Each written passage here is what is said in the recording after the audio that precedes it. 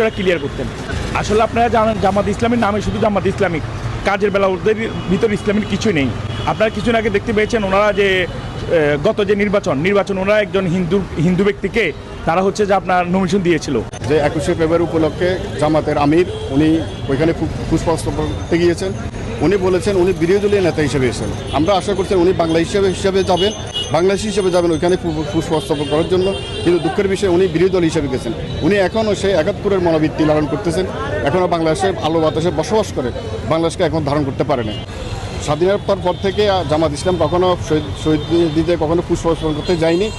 এটাকে ওনারা নাজা হিসেবে জানতেন, কিন্তু এখন কেন গিয়েছেন সেটা আমাদের একটা প্রশ্ন। আলাউদ্দিন পাইলট যেমন বিমানের পাইলট নয়, যে বাংলাদেশ জামাতে ইসলামীও কোনো ইসলামী দল নয়।